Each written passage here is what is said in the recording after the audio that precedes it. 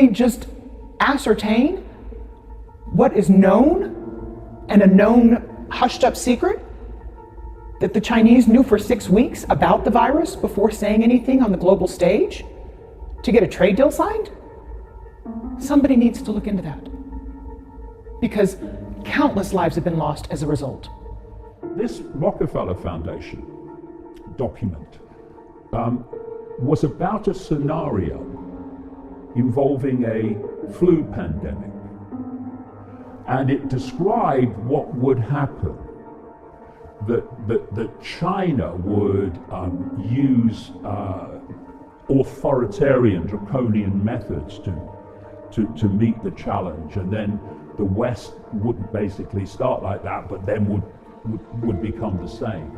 And this whole global lockdown was described in this document.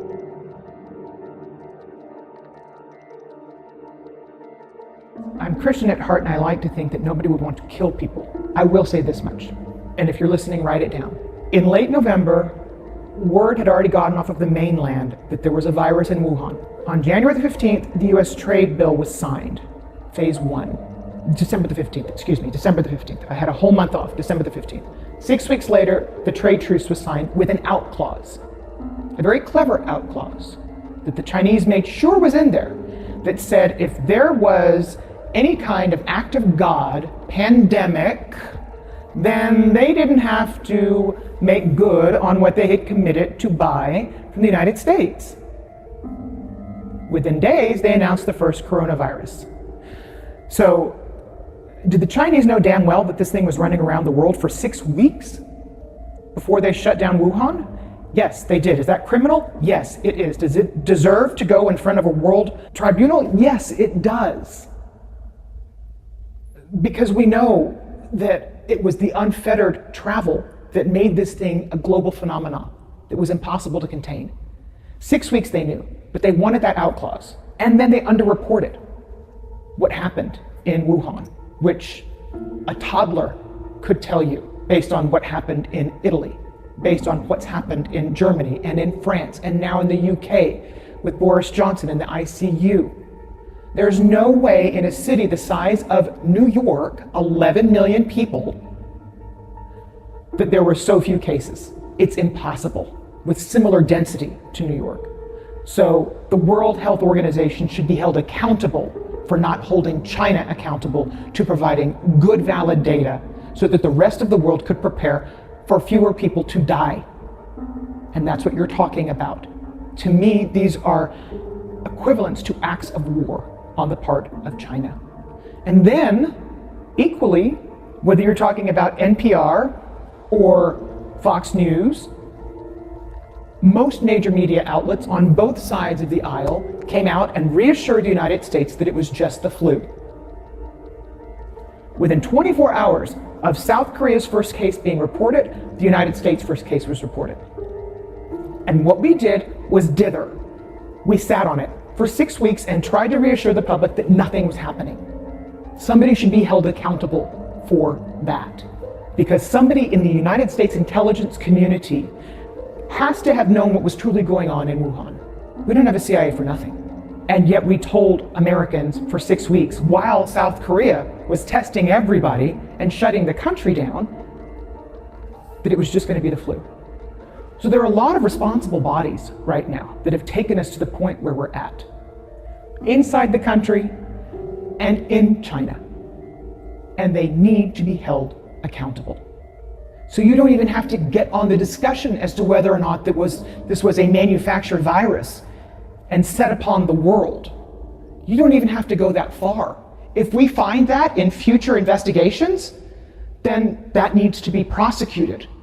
But if we just ascertain what is known and a known hushed up secret that the Chinese knew for 6 weeks about the virus before saying anything on the global stage to get a trade deal signed, somebody needs to look into that, because countless lives have been lost as a result. The damages are in the tens of trillions of dollars. We're not talking about small here if that's the case. No, we're not. And we're talking about people losing their family members, and we're talking about we're talking about suicides in the future, we're talking about economic hardship. All of this could have been mitigated had China been honest and had the World Health Organization made China accountable. Let me ask you, who do you trust the least? Iran, Russia, or China? China.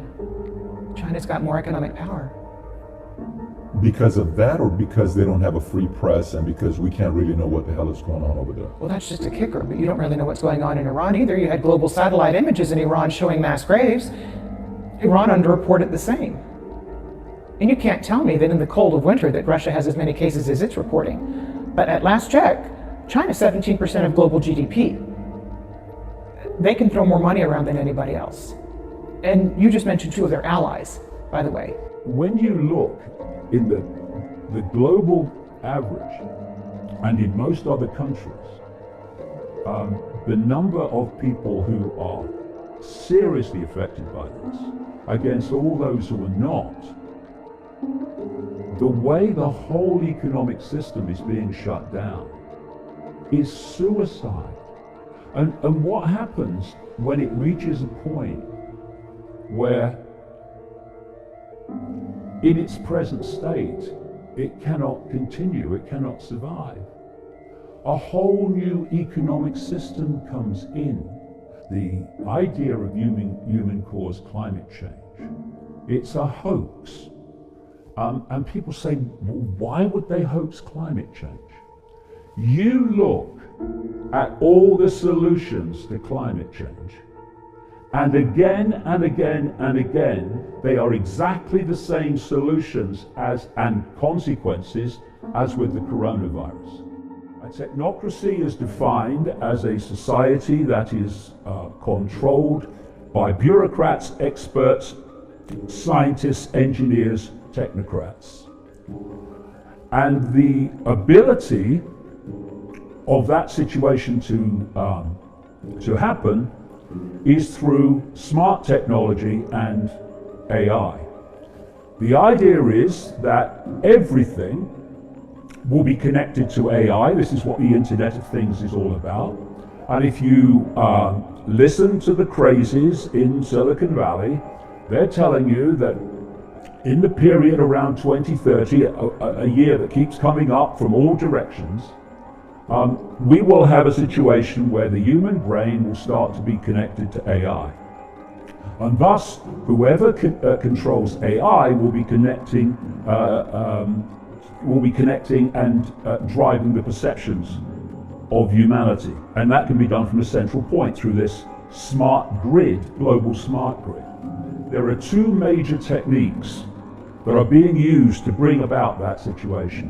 One, I've called since the 1990s problem, reaction, solution, where you covertly create a problem, you use the unquestioning, pathetic mainstream media to tell the public the version of the problem you want them to believe.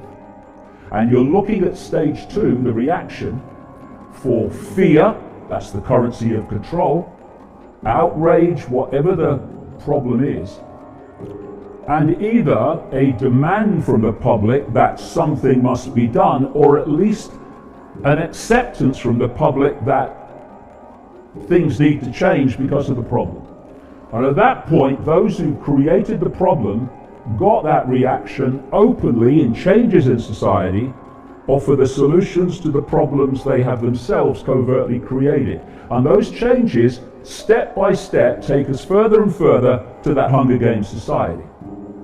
There's another version, which I call no problem reaction solution, where you don't need a real problem, you just need the perception of one, weapons of mass destruction in Iraq, and you still have the ability to provide your society-changing solution.